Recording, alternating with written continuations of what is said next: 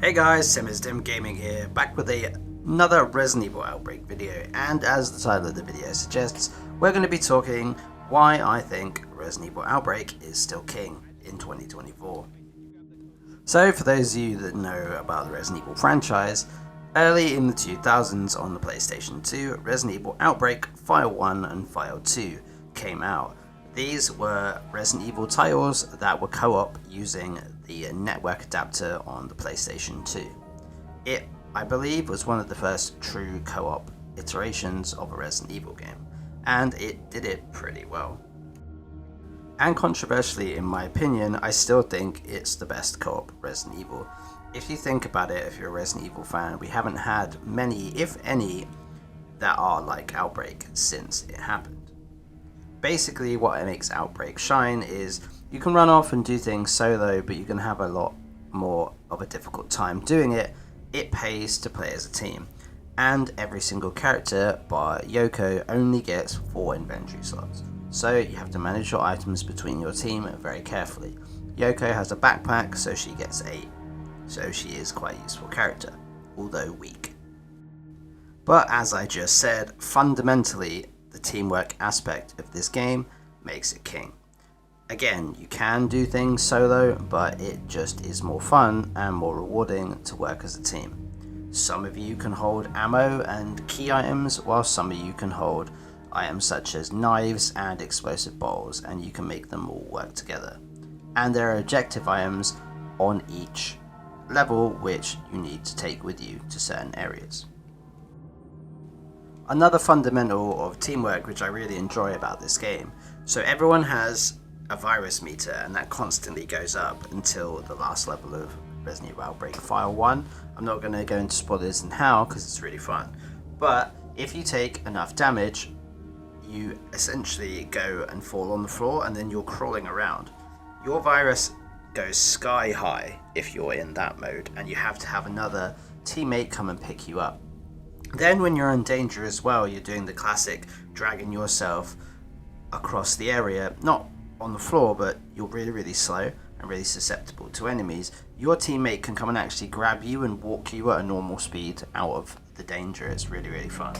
Also as well, if you fall off ledges and stuff and you're hanging on for dear life, your teammates can come and grab you and pick you up, because there is a chance you can fall. It's just really interesting. There's a lot of other things in Resident Evil Outbreak that still make it really impressive to this day. The visuals in the game and the attention to detail. As you can see, they're in a break room in the footage behind you when I played it recently with my friend, and it's just really good attention to detail for a game that came out on the PS2 in the early 2000s.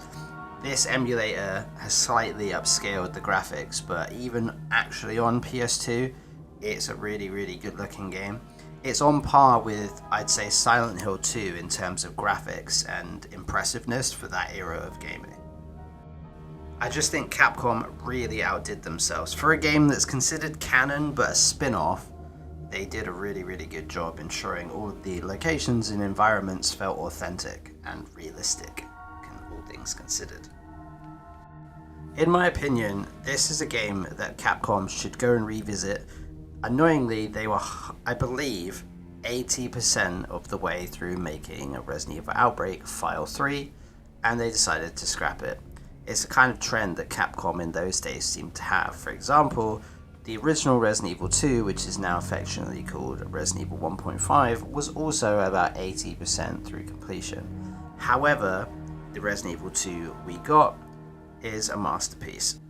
But we'll never find out what Resident Evil Outbreak File 3 was going to look like, which is a shame. You can find some of the scrapped characters on the Game Shark that came out on PlayStation 2. There's a lot of really cool characters as well, so it is actually a crying shame. Personally though, I would love to see this game, not necessarily remade, if you could just HD remaster it, mash the games together into one game, because File 1 had 5 maps, and File 2 also had 5 maps.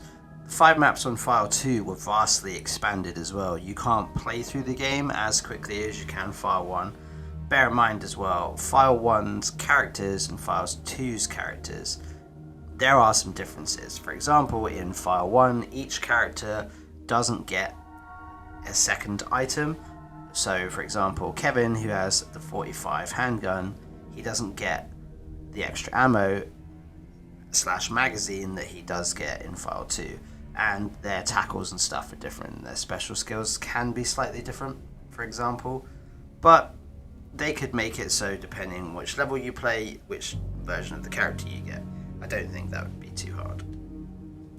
That's just my 10 cents on why I think Resident Evil Outbreak is still king in 2024. It would be great to see this game remade / remastered, preferably remastered, but I'm not sure they'll do it. I'm going to continue playing it in this current state though. Let me know what you think in the comments below, guys, if you play Resident Evil Outbreak now or if you played it back in the day, and where you think it ranks in Resident Evil games. This is Dim Gaming. I'll see you in the next one.